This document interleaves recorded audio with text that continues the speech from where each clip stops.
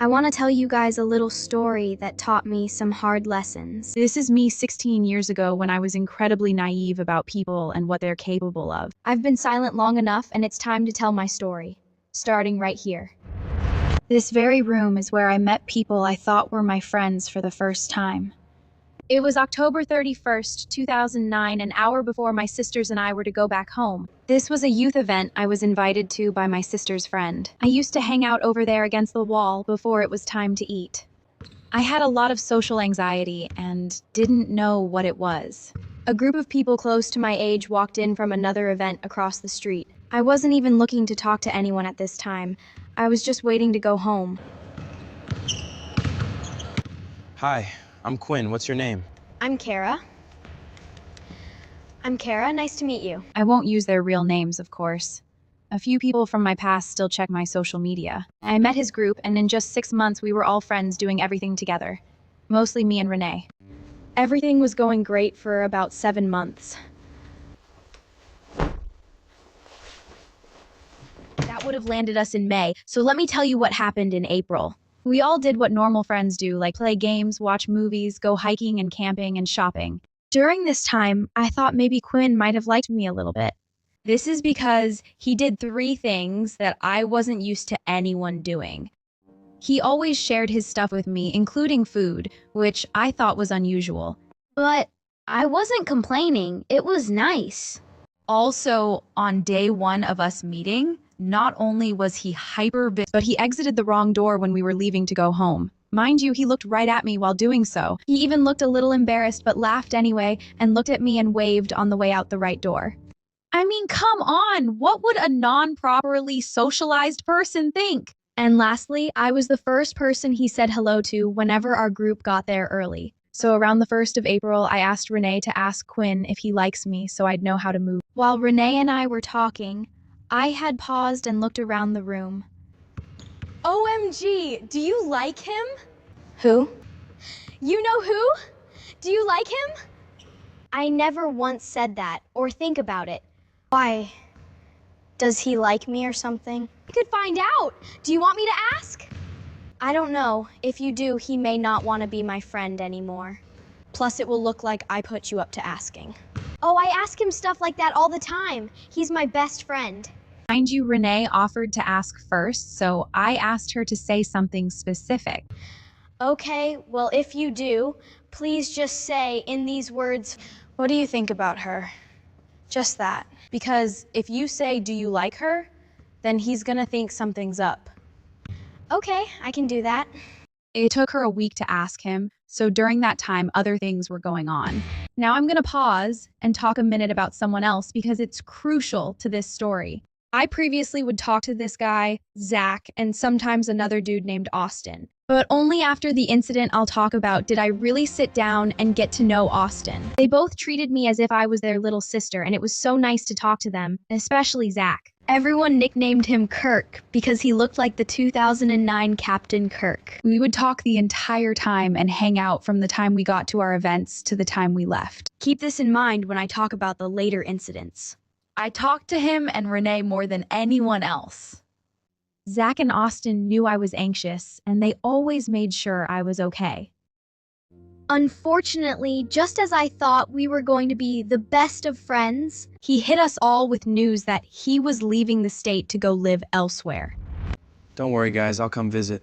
I was distraught at this time and felt empty inside for weeks. This was in March, so after he left, Austin would be the first to greet me when he got there. He actually helped me get over it. Renee knew about this as well. In fact, when we were driving one day, when I told her how I felt, she had the audacity to say, well, it takes a special girl to be with Zach. Excuse me? Are you kidding? That's all you freaking had to say? You basically told me I wasn't any good for him if I actually liked him like that. That was something she did a lot. She would indicate I liked every dude I spoke to. Which is dumb, but anyway, back to April. Oh boy. So we had some spring event going on at the pavilion across the street, and this is where it went downhill. Renee came up to me smiling big and everything and said, I have some news for you. Remember, with a huge grin on her face. He doesn't like you like that. Oh, okay, that's fine. Sorry. Nothing to be sorry about. Yeah, except for how you delivered that news to me. What did you say exactly? I said, do you like Kara? Which is exactly what I asked you not to say! There is no way you could forget that one simple sentence. You messaged and saw each other every day, so what gives? It was 3 weeks! 3 freaking weeks! Why did it take you 3 weeks to ask? And why the heck were you so happy when you told me that? Oh yeah, and light brown haired guy's name is Jay, and he's her husband. So for someone who's married and filled with joy like she acted, there's a whole lot of backhanded things she said to me. And she was late to literally every event we ever attended without fail. Unless it was something she was directly involved in, like church choir. Nobody else's time was important. That is another whole story I will get to. I already had issues to begin with from home, so this made things worse. I cannot stress enough how I would take all of my stupidity back and how I should have said don't ask anything. At the time, I figured she was gonna do what she wanted. And I thought we were logical adults here. I went about business as usual. This was my exact routine on Wednesday nights at church. This was a college and youth where you eat supper, have Bible study, and then visit and play in the gym. When I ate, I sat with everyone my age and talked some to Renee. I barely spoke to anyone else that year. I was still upset about Zach leaving. When I finished, I would go upstairs ahead of everyone and sit in the back of the room with Renee's younger brother, Chris. He will pop up here and there in the story too. After that, we would go down to the gym and hang out for 2.5 hours. I would sit against the wall and play on my iPod until it was time to go home. I wasn't going out of my way to be antisocial. I simply had nothing to say to anyone. How could I when all the guys did was talk about Bible philosophy and whatever? I wasn't studying that deep into it at the time, so I wouldn't know what to talk about.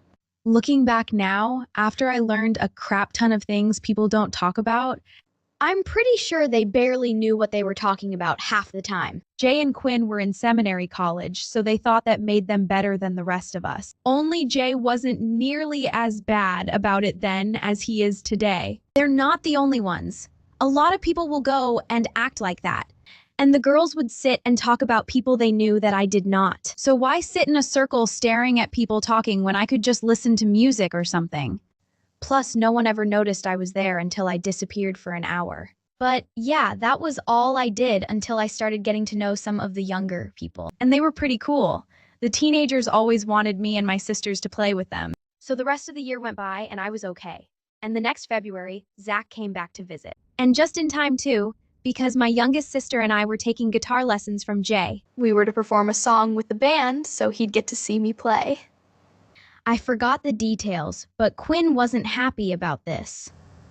Jay did kind of rush us into playing with them, but the chords were simple enough. Jay and Quinn started trying to drown us out right when we were all in perfect sync like we practiced. But the two of us made sure we were heard, and everyone else said we did great.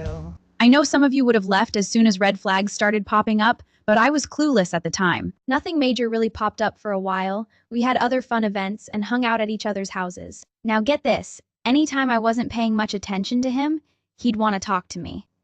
And he'd always smile at me more than the others, usually when I'd glance at him or when I was talking to other people. I also recall a couple times where we were at a youth event and when we were playing hide and seek. We were on the top floor and my youngest sister and 2 of her friends were hiding and I went to look for them.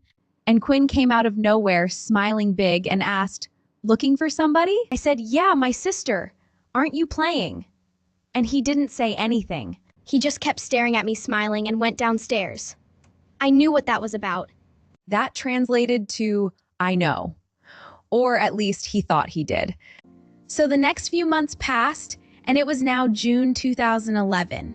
We went hiking with Jay, Renee, Quinn, and Quinn's brother Jan. I used my camera to take pictures, and on the way back I had discovered that I had accidentally hit the record button. For video mode, that is. And later when I was talking to Renee, I told her it picked up what everyone was saying, even though it was in my bag. So about 2 months went by, and it was time for another Wednesday night event. My sisters and 2 other people and I were playing tag upstairs, and Jay and Quinn were practicing in the next room. It wasn't disturbing them because they were talking to Renee's brother and fiance in between sessions. So we ran up on Josh, Renee's brother, to mess with him and tag him, and he teased us some.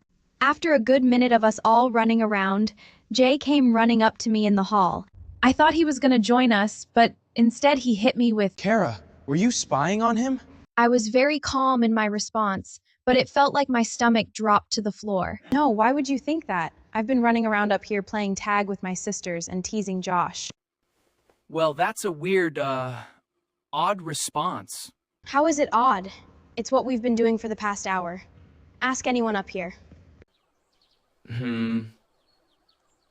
I don't know. What do you mean that's an odd response? And what do you mean, oh, you don't know? You can go ask Josh and Nicole right now. They'll tell you I was teasing them. Okay, well, it's okay. Don't worry about it. He then proceeded to jog downstairs and tell Renee and Quinn the lie that I was spying on him. I passed them in the gym and quickly told my younger sister what happened. She thought this was crazy, and we even had witnesses to back me up. Josh and his fiance even told them when asked exactly what I told Jay. So again, what gives? Why did you proceed to lie anyway, you psycho? Don't worry, I'll gather everyone and make sure we have your back. Just then Quinn came up to us and asked if he could talk to me a minute. And again, with a big smile. I swear, why didn't I pick up that there was something wrong with these people? I was 20 years old and felt like a child in trouble, even though I did nothing wrong.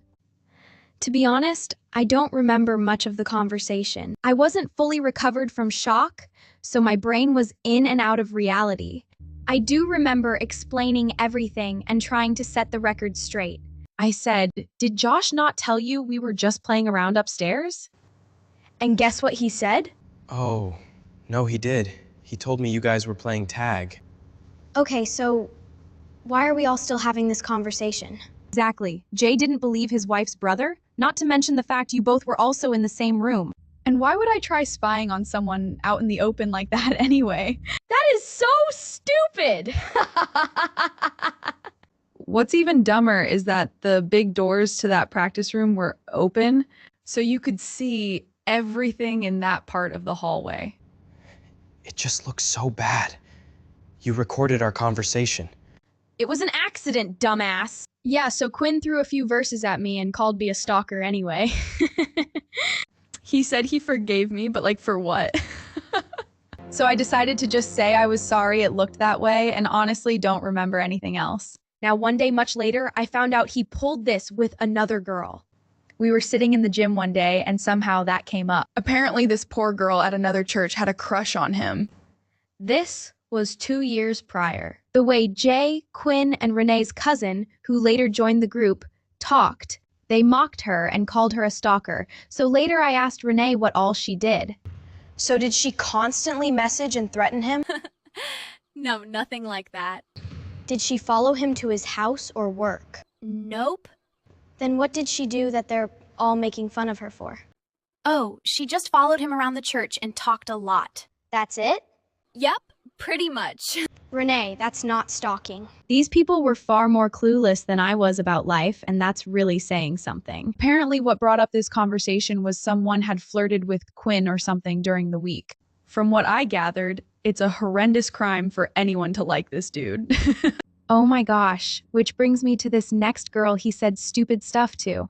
Her name is Anne, and she was beautiful, confident, and minded her business. She was cool, and it's a shame I never really got to talk to her. I noticed when she was there, all the college-age girls and boys crowded around her. I never noticed, but Quinn had said all the guys liked her. As in, they all wanted to date her. But she was already engaged. So this really pissed me off. Quinn told her once that she needed to quit flirting with people, including him. Oh, okay, sorry, I had no idea. She never did anything of the sort. What is wrong with you?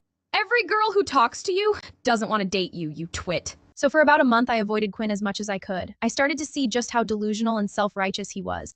I was polite, but I certainly made no effort to hang around him. He started noticing when I would leave without saying goodnight to him. But I would only do that if he was talking to someone.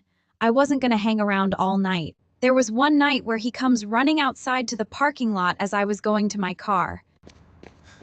Kara, aren't you gonna say bye to me? Bruh, are you serious? Oh yeah, bye!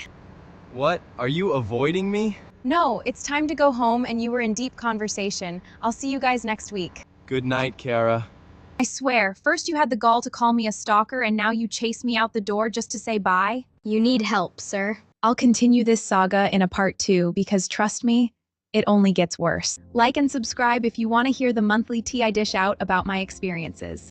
I also write music and have already posted quite a few demos. And let me hear your friends' stories in the comments. See you next time!